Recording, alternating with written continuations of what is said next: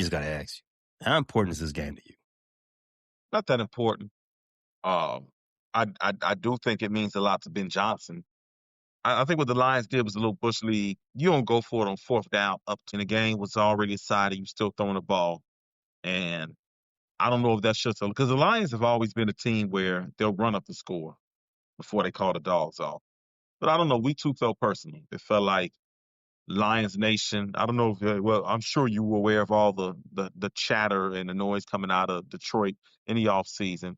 It went from anything to Ben Johnson's going to fail to Ben Johnson wasn't focused on week 2 as if he's a defensive coordinator and allowed Jaden Daniels and the Commanders to go crazy. He still got his offense put up 30. That's on the defense. So the math must be good in Detroit. The math must be good because they said that he sabotaged them and did it on purpose before he left because he wanted to secure his next job. He wanted to get about the playoffs that week. Ben Johnson was getting the Bears job regardless. The Bears would have waited till the Super Bowl was finished before he announced the hire, but he was getting the job. So he didn't have to leave expediently. So I think from the score being ran up to the Lions being cocky, the players online, on the field, I think Ben Johnson wants to put a little belt to ass and teach a lesson. I'm with you with that one. The job was Ben's. The job was Ben's a year ago. I think a He's popular just waiting for Eberflus to officially get fired. exactly. He didn't take any other jobs because he was like, you know what, that's the job I want. I'm gonna just let this Eberflus thing continue to do his thing, and then I'm gonna go ahead and take that job. In fact, Ben got Eberflus fired. You know what, he's taking too long. Let me get you up out of here myself. Thanksgiving. Definitely did. Let me help you out there. All Ben did by waiting another year was make more money because his profile as the offense coordinator just expanded. His respect around the league just grew. All he did was make more money by waiting another year. That's right. And he also showed the Bears, stop messing around. You drafted the number 1 pick. Get a real coach to groom him. Left the Bears no choice. Not no flus ass motherfuckers. Anyway, so what you're saying is you don't want the Bears starters to play. That's what you're saying? No. I want the number 2 seed, and I do want to, and I do want that get back. But in a grander scheme, I don't think it's that important because the Eagles starters ain't playing. I think the Bears are pretty much assured the number 2 seed. But Mm-hmm. um, I do like the opportunity to go into the playoffs with a W. I do like the opportunity to get 12 wins. So I like the momentum rolling. I think it's another week to it's basically a tune-up game. I think it's another week for the offense to build on what they did last week. It's an opportunity for the defense to feel better about themselves. So I think it's an important game, but it's not utmost important, if that makes sense. No, that makes perfect sense because that's where I'm at with it too. What's most important is health. Like the last dress Very true. rehearsal in Preseason. Yeah. preseason. Just yeah, you want, but unlike the last dress rehearsal, I want this win. We need this win. This team doesn't have like a bunch of playoff experience to fall back on. Like if you're going into this playoff game against whomever, like you said, you don't want to be going to this playoff game carrying a 2-game losing streak. You don't want to be going to this playoff game 2-3 in your last 5 games, especially for a young team that hasn't been here before. That's not the type of mojo you want to carry into next week. I'm with you right there, Q. That's exactly the way I want this season to finish. I don't care about getting our lick back with Detroit. We could be playing the San Jose Sharks or somebody else like that. The name on the jersey is irrelevant. We need this win. The fact that Caleb has an opportunity to get 30 touchdowns or 4,000 passing yards, both things have never happened for a Chicago Bears quarterback. That's just icing on the cake. But the most important thing is getting this win. I want to finish strong. I want to get this San Francisco taste out of our mouths. Oh, hey, pause. Yo, Get yo, get the San get the San Francisco loss out of their mouth. That's what I out need of to your happen. system? Is that any better? No, I don't think that's any better. I don't think you want any San Fran in your system. You know what? You're right. Let's just say 49ers. You want to put that loss behind you. That's what you want to say. But I did bring it up. 4,000 yards? Yay or nay? You know what? I've heard all the chatter all week. I'm gonna say yay. I think I Mm, said at some point it wasn't important to me, but you know what? It might be important to Caleb, and it might be important to Ben Johnson. It might be a mhm. benchmark to finally just let's get this monkey off our back. I think the Bears are the only franchise without a 4,000-yard passer, which is astounding to me because the Jets and Browns exist, don't they? Somebody did that for the Jets and Browns? Really? I think it was Vinny. Didn't Vinny Testaverde do it for the Jets? Probably right. Vinny threw a lot of yards and a lot of interceptions, so he could. I don't get me the line. I thought it might have been. Well, I guess it probably wasn't named. He played in the 14 game season.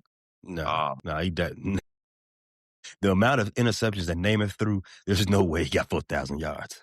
yeah. And then for the Browns, I don't know who. I don't know who did it. Was it Bernie Kosar? Was it Jameis? No, Was it Baker? it's got to be more recent than that. It would probably be Baker. Okay. Off the top of my head, I would assume Baker. Baker wasn't bad as a Browns quarterback. No, it So ended bad. He had a bad it run the ended bad, last yeah. year, and everything is bad in Cleveland. Um, I think it ended bad, and the team wasn't good, so that compounds it. And I think he got hurt, right? No, he was hurt. Right. It wasn't that it ended bad with him and the team was bad. He got hurt in a contract year in the same year that Deshaun Watson became available. Those those things all together in the same pot got Gotcha. Baker up out of there. Okay. And the Browns are worse off for it. Man, 3 first round picks wasted. I'm, you know what? I want to talk on teams going for it all and wasting first round picks and the impact that'll have on your franchise. Do you hear me, Colts and Packers? Mm, Yeah, to I'll be get to that later. continued. Yeah. All right, let's get into this. Let's get into this game preview. So we're recording this on the 2nd, Friday, January 2nd. So our injury report is probably as final as it gets before Sunday's kickoff. The Bears and the Lions, they both have similar amount of names on the injury report. The Bears have 9, the Lions have 11. For the Bears, we have 4 guys on the injury report with that flu bug. I don't want to call it a flu, but the illness as they're listening. I'm calling the flu. It might not be a flu. Might be something else. It might be a different strand of something else. So I'm gonna just say Would be illness. COVID. It could be COVID. It could be something you catch from somebody you passed around throughout the locker room. I don't know. I'm just calling it illness. So there's 4. The NFL So there's thing. We know that's an NBA thing. that's Got an to be an NBA NFL thing, thing right? too. It's a baseball thing too. You know what? We'll talk about that off here. But so there's 4 guys on the injury list due to illness. That's Jaquan Brisker, Nick McLeod, Jonah Jackson, and our boy Zacchaeus. Your boy Joe Tryon Shoyinka, I got the name right. You did. I'm impressed. He is the only Bear that's out for this game. He has not practiced at all. He's in a concussion protocol. Roma Dunze, he had a limited participation in practice on Friday. He is listed as questionable. You got Ozzy Trapillo also as questionable, along with Nick McLeod and Jaquan Brisker. Q, if Rome is able to play, do you want to see him out there? Not if he's at any risk of re-injuring himself. If there's any bit of pain, just sit down, Rome. Just sit down. Because Luther Burden and DJ Moore and Jade Walker and then Colson Loveland, we got enough receiving threats. I'd rather have Rome healthy for the playoffs. If there's any bit of discomfort, I don't want him playing. If he feels he got to tough it out, I don't want him playing. I don't need to see Rome out there then. I need to see him healthy for the playoffs. Yeah, because I was going to say, like, well, it's football. There's an opportunity to get hurt anytime. Oh, So yeah. while I agree that one limited practice in the week and you're coming off a 4-game absence for a stress fracture, you probably don't need to, push that because, and this in the grand scheme of things, this game doesn't mean much, right? However, he would be on a pitch count this week, and he'll probably be on a pitch count next week. No, So yeah. you probably want to build that with lather up now versus rather than waiting till next week. So 10 to So there's a 15 snaps. Something like in that right, area, 20 snaps. right. Okay. So there's you can make the argument going each way, and to that point, all the people that are against starters playing this week, they have a legitimate concern, which is always which is a argument you make yearly, go around this time, benching your starters so you can keep them healthy for the real part of the season, versus keeping everybody fresh. I mean, keeping everybody um, at their best level, focus going in. Again, I did say Bears don't really have a lot of playoff experience outside of Joe Tooney and some of the other guys.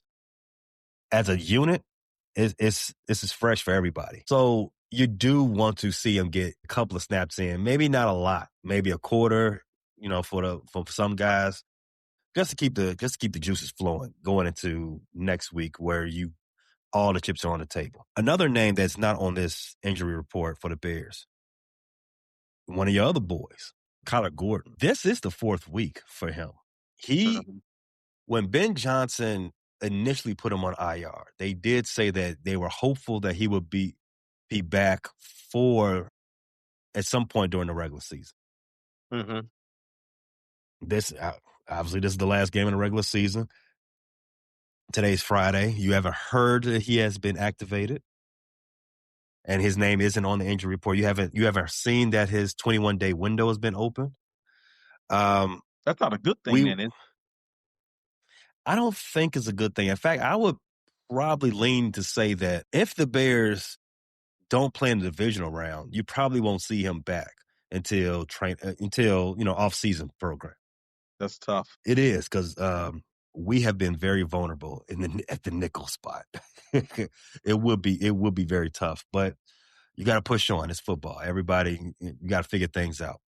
Dennis Allen included. The Lions portion of this injury report, they have 11 guys on the injury report queue. I've got some big names that you probably are going to sit up in your chair when you hear. Alex Anzalone is on the injury report. He's in the concussion protocol.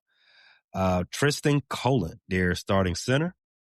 Thomas Harper, Elaine McNeil, Penei Sewell, Taylor Decker, Giovanni Manu, Amara St. Brown, and Avante Maddox, your boy. They have 5 guys that's already been listed out for the game. You want to take a guess at those names I named? Who was already listed out? I'm gonna guess Anzalone with the concussion is out. That's one. Um, Penei Sewell probably ready to go home. That's two. Yeah, his brother ain't playing. He went home. He ready to go home. Um, I don't remember what Avante Maddox injury was, but I'm gonna guess he out too. No, he was a full participant Oh wow, today and yesterday. the center he's out, isn't he? He is out. You're perfect so far.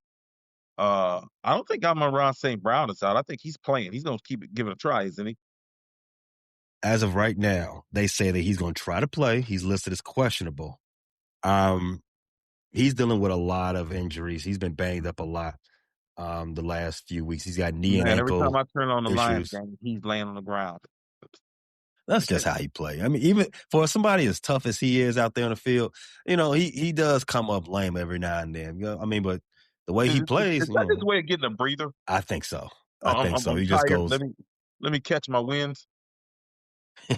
That's what athletes do, man. Yeah.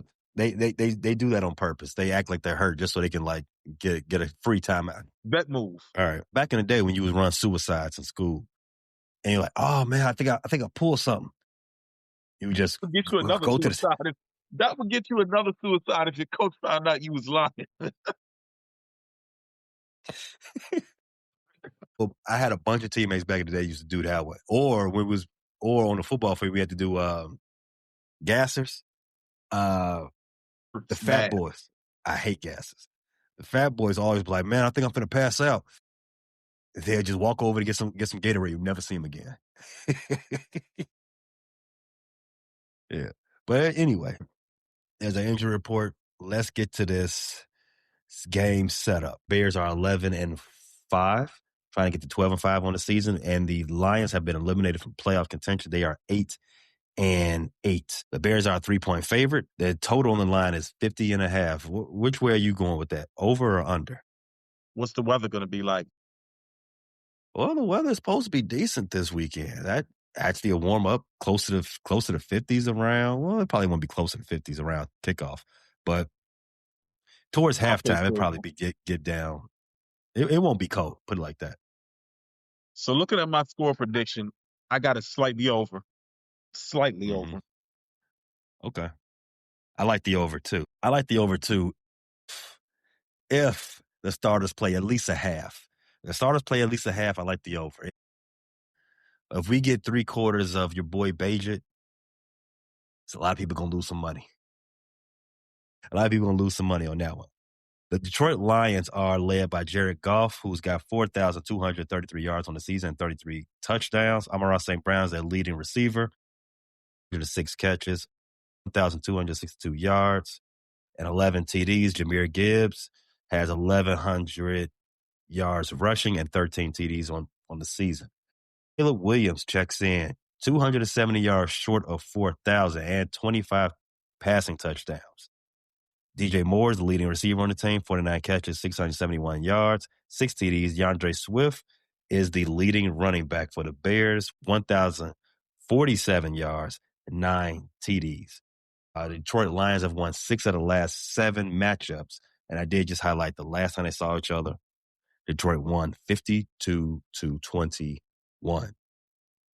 Q, what do you think the key is in this game for either team? The key for the Bears just be built on what they've built on since the last time we played the Lions. That is, continue to run the ball, continue to get takeaways.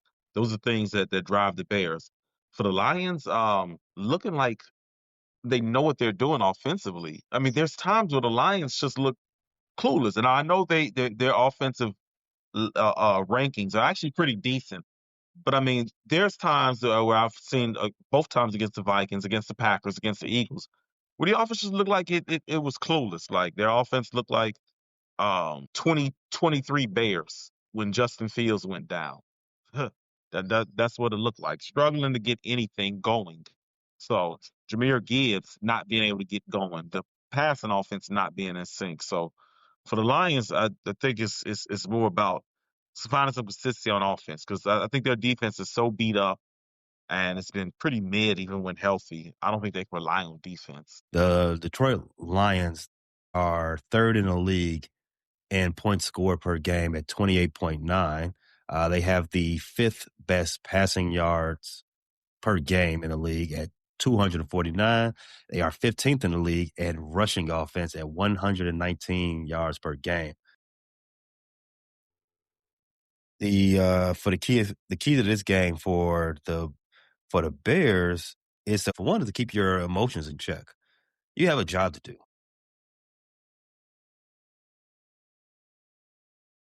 This is a tune-up for the playoffs, and those are those benchmarks for Caleb and I guess for Cal Monunga too. Cal Monunga get 60 more yards. He have 800 on the season. So you have you. A lot of people have talked about it all throughout the week. 4,000 yards for Caleb, 30 touchdowns for Caleb, and there's the obvious rematch / revenge for Ben Johnson. Ben Johnson doesn't strike me as the type of guy who doesn't want to get his lick back, right? But you got to keep the main thing the main thing. You got to go out there and say, all right, this is not as important as the actual prize. When you started this season, you probably didn't have the playoffs and going making a deep playoff run as an actual goal. But now that we're here, a deep playoff drive is the goal. Expectations change.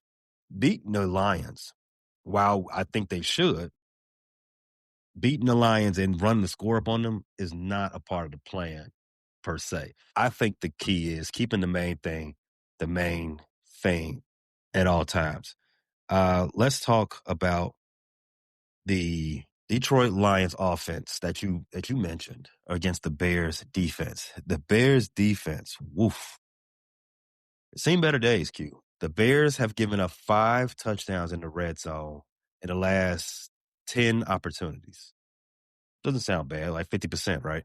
But, 5 of them was in the last game. Over under 3.5 touchdowns given up to the Lions in the red zone on Sunday. Under, under. Mm, I think it's going to be hard, even though Dan Campbell is considered a master motivator. I think it's hard to find motivation for a team that is coming off 15 wins last year and won't be in the playoffs this year. The Lions have been on deep playoff runs. They've been to the NFC Championship. There's no gold lining in them going out in the last game of the season and winning and having a plus 500 season, as they did in 2022. If you remember, I think I don't know if they knocked the Packers out the playoffs or, uh, they did. yeah, when they beat them in the last game of the year to get to 9 wins. This isn't a young Lions team that's hungry. This is a middle-ager Lions team that is disappointing.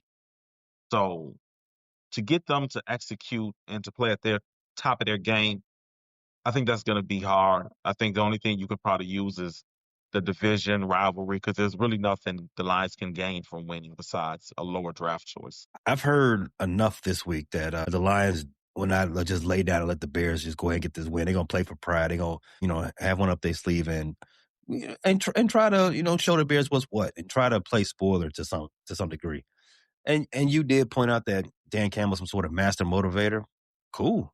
If he was a master motivator and the Lions had so much pride, figured out why they didn't beat the Vikings. Why ain't beat the Steelers? Do all that. Why are you doing all this losing? Why are you turning it on this week? Why is this week so important to you? You didn't want to go to the playoffs? I think the That's what I important say. week would have been to stay alive in the playoff That's how chase. I see it. But I guess people still drinking that Honolulu Blue Kool-Aid and they ain't really figured out that this is a lost season for them, man. This is our time. For me, the Lions season has went off the deep end ever since that touchdown celebration from my boy, Amon-Ra St. Brown, when he was playing in DC.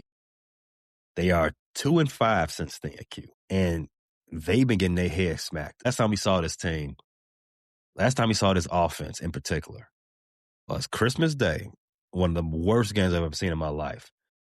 Eric Goff and the Lions against Max Brosmer and the Vikings. They was just back and forth terrible. I'm surprised I even won my fantasy match with Jefferson out there giving me absolutely nothing. Well, I didn't survive. I lost the championship thanks to Justin Jefferson. And I actually would have been competitive if I put Jordan Addison in Mm-hmm. instead of Lad McConkey. Lad McConkey gave me nothing. And Jordan Addison gave me nothing for 58 minutes, but ended up with a 60-yard touchdown run. And because of the bonus and the rushing yards, he ended up with 15 points and no catches. I've never seen a wide receiver with 15 I was points playing and no Jameer Gibbs in catches. that same league in the championship, and his production, yeah, right. He needs Ben. Jameer, you need Ben. And I'm not talking about you need Ben Johnson back. You need to find your way back to Ben Johnson. Speaking of Jameer Gibbs, well, that's who the Lions' primary running back will be Sunday. No disrespect to David Montgomery, King Dave, but Jameer Gibbs is that guy. You saw what CMC did to the Bears' rushing defense. Well, Jameer Gibbs is CMC on every other performance enhancer you can imagine. But for the month of December, he's been playing some of the worst ball of his career. But the first game of December against Dallas, he had 43 yards. He did score 3 touchdowns though in that game. Against the Rams, he had 38 yards rushing. Pittsburgh, he only had 2 yards. And this last game on Christmas Day against the Vikings, he had 41 yards. He has 4 total touchdowns on the month. Q, scale of 1 to 5. Your belief that the Bears rushing defense continue Jameer Gibbs' bad month of football? A 3, because Christian McCaffrey wasn't running the ball well. I pointed that out before the game. Before the Bears came along, he's only getting about 3.7 yards a carry. Now he's getting a lot of value, so he was able to still have respectable games on the ground. But we're talking about Chris McCaffrey was having outputs of 26, 27 carries for 70, 80 yards. That's not a good average. Um, so I got to go with 3 because the Bears are coming off a miserable performance run defense, and Jameer is coming off 3, 4 games where he just has to be able to get it going on the ground. So something's got to give. I don't know who will be the one to give, but uh, I don't know. I just don't know with this one. I got to go with three. uh, that the performance the Bears defense had against San Francisco 49ers was abysmal. I would like to believe that that's the Bears at their worst. I mean, you could also say the Bears at their worst was the last time these two teams played each other, but I don't believe the Bears defense is as bad as shown. It was just one of them days. Not saying the Bears defense. Santa Monica. Yeah, right. New Monica. Not to say that the Bears defense is good by any stretch of the mean. I mean, statistically it is. However, I don't think it's that bad. The way that CMC was able to get 6 yards per carry. CMC was able to have 150 all-purpose yards, over 150 all-purpose yards, and Brock Purdy to do that. Brock Purdy looked like a completely different player. I don't think that's the real Bears defense. If I ask that same question to myself, I would actually go a little bit higher. I'm gonna say 4. I think there's something actually broken with this Lions offense that I don't think seeing the Bears defense in the last game of the season is going to fix. I don't think that's the remedy for them. I don't think that they're like one of those teams that's already mentally in Cancun, but you don't have Penei Sewell out there. You don't have a couple of other offensive linemen. Now, I'm saying all this even though the 49ers didn't have Trent Williams for the whole game, and McCaffrey still gave the Bears a headache. Moving past that, Jared Goff has been I think he's had a better career at the Detroit Lions than he had with the Lions. I mean, with the Rams. Would you agree? I would definitely agree. He's regressed a little bit this season, not having Ben Johnson with him, and he's not completing 80% of his passes. When I say that he's regressed, but he's still throwing for over 4,000 yards. Still got 33 touchdowns on the season. Over under Q 2.5 passing touchdowns for Jared Goff on Sunday. I'm gonna go under. Um, why? Why am I gonna go under? Um, he's got a lot of injuries on that offensive line. Penei Sewell gone. Starting center gone. Frank Ragnow tried to come back and couldn't. There is a lot of injuries on that offensive line. They've been very vulnerable. Golf is not very good at eluding pass rushers. I think Dennis Allen dials up timely pressure, and I think it's going to be tough on Golf. I think he's not going to have a lot of time to throw and execute. And we've seen Golf when he doesn't have a clean pocket, when there's good pressure on, especially up the middle, when you make him change off his plant foot lead leg, tends to get a little sloppy. So I don't foresee a 3 touchdown game out of Golf. The last time we saw Jared Goff on Christmas, he had turned the ball over 5 times. He had 2 interceptions. He had lost 3 fumbles. But I don't think that's the real Jared Goff. I think the real Jared Goff is a lot better than that. Q, do you think that the Bears can force 2 turnovers at least off of Jared Goff? Yes, I think Jared Goff's offensive line is depleted. He's not a guy with a lot of mobility. He's kind of a statue in there. Pressure up the middle can really bother him, force him into turnovers. I think the perfect recipe is Dennis Allen dialing up some timely blitzes, and he shouldn't even need too many blitzes. Austin Booker and Montez Sweat should be able to get home. Mm-hmm. Uh, Jared and Dexter should be able to be effective in the middle of that Lions interior with their starting center gone. So I think somebody should be able to get to him and dislodge the ball. I think somebody should be able to get to him and make him uncomfortable and make him have an errant pass. So I see the Bears defense getting 2 takeaways this game. Who do you think? We talked about Jahmyr Gibbs and his struggles the last month of football. Jared Goff looked terrible on Christmas. Considering those 2 guys, who do you think is the Bears' key to success? Like, who do they like? If you think of it in the frame of, like, I guess Bill Belichick, who's the guy the Bears got to shut down? Jared Goff or Jahmyr Gibbs? You got to stop Gibbs. So I think the Lions, even though Ben Johnson isn't there and the play action hasn't been married as much to the um, pass game, it hasn't been as effective. I think everything still starts with Jahmyr Gibbs. you could see that when the two times the Lions played the Vikings and they shut them down both times, they were able to have good defensive showings, and Garrett Goff was not able to be effective.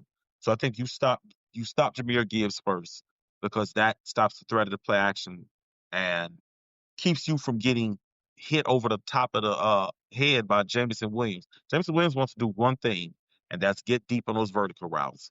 So I think you minimize Jameer Gibbs, you make the play action less effective, and then I think the Lions become a much more beatable team and an offense that you're able to dictate and force your will upon.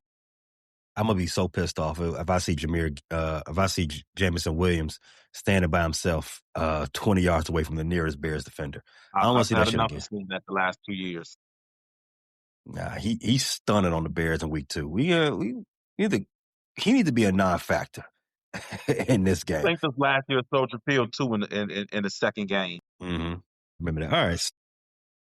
The Lions offense is what they are. They are a very potent offense, even though ever since Dan Campbell took over play call for them, I feel like the season's turned. Well, the season's turned when Amon St. Brown did that thing in DC. But when Dan Campbell took over play call for them, I feel like that was a death nail. It worked that one time, that one game. It ain't been too hot for this thing. They're not having the same return on investment when they go for it on fourth down. Their rushing offense hasn't been potent this month. I think they're beatable if the Bears don't even play their starters the whole game. I do want to point out that the Lions are 8-0 this season when they rush for at least 100 designated yards. And when I say designated, I mean like not like scrambles, anything like that. When they do not rush for 100 yards, they are 0-8. I think that's the key to the game.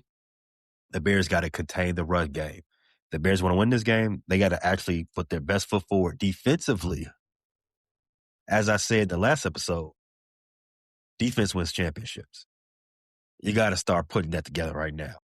You don't wait till next week. Start playing winning defense this week, and you can go a long way by keeping Jameer Gibbs and King Dave on their back foot and getting to them in the backfield. Let's talk Bears offense against the Lions defense. We talked earlier about the desires to get Caleb Williams these benchmark numbers for the franchise and for the city of Chicago. Caleb Williams has thrown 270 yards before. I think he's done it 4 times this season. If it was up to you, would you like to see 270 yards from Caleb, or would you like to see 5 touchdowns from Caleb this game? Let's go with the 5 touchdowns. Let's run it up. So, like they did us, yeah, I would love to see 5. 5 touchdowns would be the first Bears quarterback to have 30 touchdowns in a season, which is crazy. I didn't know that. I didn't know a Bears quarterback never had 30 touchdowns in a season. I think Eric Kramer got the record with 28. Kramer had 28 in 95. Okay. I think the same year he set the passing record, which was 3,800 yards. Mm-hmm. And I think that's another thing people forget. Caleb, if he plays, he's pretty much assured of breaking Eric Kramer's record. So even without getting to the 4K, he's going to set a record because I think he's a little over 100, a little under 100 short of Eric Kramer's 3,800. I think 108 yards. Okay, yeah. So I'll go with Eric Kramer's record in 5 touchdowns. Nice way to split the baby. And the significance of that is Eric Kramer was a former Bear and former Lion. He played for the Lions? Played for the Lions. I don't remember that. That's where we got him from. We stole him from the Lions in free agency. Oh, really? I did not recall that he played for the Lions before that. Yep. He was on their team that went to the NFC Championship game in 91. Dang. That was a long ass time ago. Yeah. and it'll be a long time before the Lions ever get back to the NFC Championship. Bear down. A long time. Shout out B. Foster. Was that unnecessary? It was unnecessary. Was that unnecessary? They won't have to worry about a Super Bowl anytime soon either. You know why? We're in the Caleb era now. We're in the Caleb era.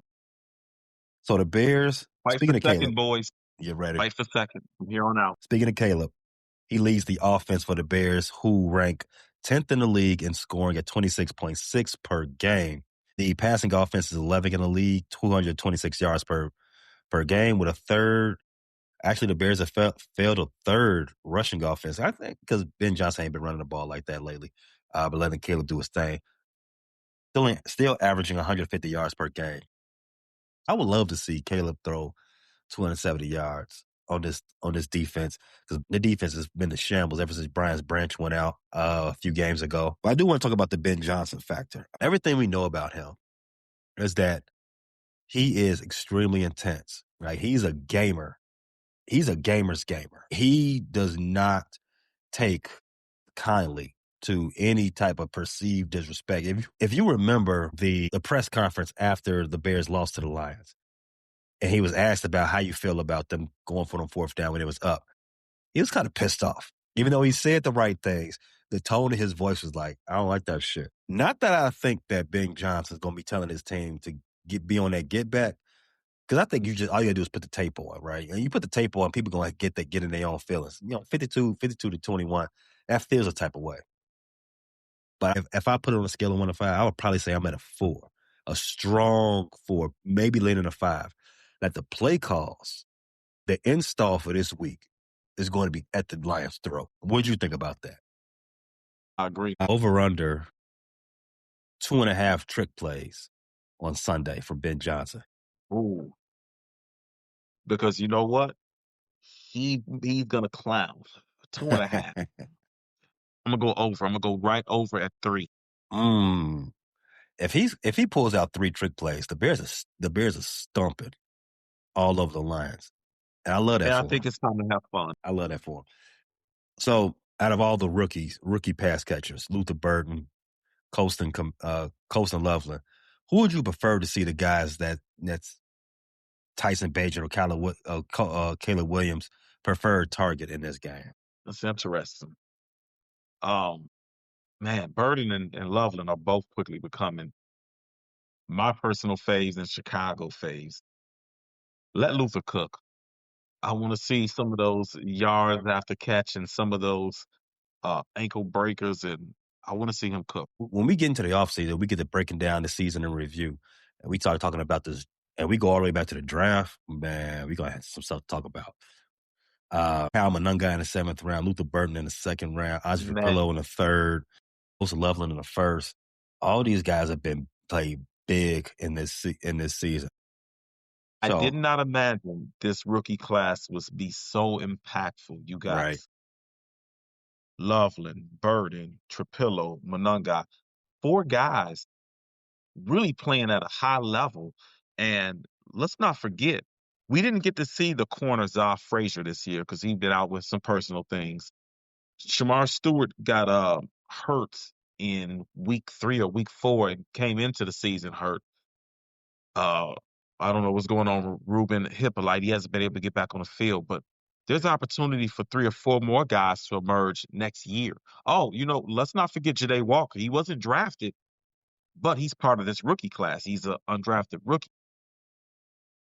This has the potential to be a draft class that has a big impact on the Bears for the next several years. Previewing this game from an offensive standpoint is it's kind of up in the air because you really don't know how the game flow is going to go for this game, especially because the Bears have something to do next week and the Lions are going to be in Cancun next week. And with all the history that sits at the feet of Caleb Williams, it's kind of weird. But let's say the game is it gets into one of those situations where the game flow needs to be slowed down, right? And Ben's trying to take the air out of the ball, and we want to run, and they decide to run the ball. What kind of a split are you looking for between Swift and Kyle Monunga? Or should we see another running back come into this game, try to spell them two? Um, I think if the score gets out of hand, you want to preserve Monungai and Swift. If the game remains competitive to the end or near the end, I want to see 50-50. The thing about Colin Monungai is he definitely establishes um, a certain physicality when he runs the ball and with the offense. And to be fair, DeAndre Swift has ran the ball. He's ran the ball as physical as I've ever seen DeAndre Swift, finishing runs, lowering his shoulder. Uh, getting yards after contact. But Monungai brings just a natural, nasty physicality. So that's your late game guy you want to just grind and wear on a defense. So I always like to see 50-50 between Swift and Monungai. And you use Swift to when the defense is kind of worn down. Then you get those big chunk plays from Swift. So yeah, ideally I always like to see 50-50 between Swift and Monungai. This is a time of the season you would love to have a third running back, Roshan Johnson. Unfortunately, he's unavailable. He's on injured reserve, as he tends to Again, why always. would he get hurt? Okay. Yeah. Well, where's Ian Willer and Britton Evans? So I get one of them can emerge. Right. Again, this is one of those. This is one of those situations where it's kind of uncharted territory. Not to say that to be because the Bears are not used to being in a situation, but it's just, well, I guess no, the Bears aren't used to being in a situation with an established playoff game ahead of them the following week, with the opportunity to, I guess, right some wrongs and get history for in some offensive categories. I don't think we've ever been in that type of situation before. So it's weird. I know Ben is going to want to try to get Caleb them numbers. I know that. But it's just so many variables to this game that, it can go either way. You can have Caleb go out there and clown. He can get his 207. He can get 300 yards, get that 4,000 yards, and be cool. Or the game can be going back and forth, and Ben decides to got to run the ball to the air out the game. Let's go ahead and make this prediction. Q, where are you at with this game? Remember, the total is 50.5. And I gave a sneak preview and said that I think the Bears, the game would just go over. Four tutties from the Bears, 31-23. 31-23. I got a more competitive game. I got it 52-21 Bears. I like how you led that. Yeah. Ben Johnson's gonna be pissed when he goes to the locker room when he realizes the Lions were almost within 30 points of him. You know what? We got to start treating our division rivals like Alabama and Ohio State treat teams in their conference. Hey, it's a loss. Alabama feels like they lost if they played Vanderbilt and Vanderbilt was within 30 or 40 points. We got to start treating them like Ohio State treats Purdue. You know, got to beat them by 30, 40 points. I like that, Q. The preeminent football programs, Alabama, Ohio State, they got to start treating the ops like they're a bunch of nerds. Bear down. Bear down.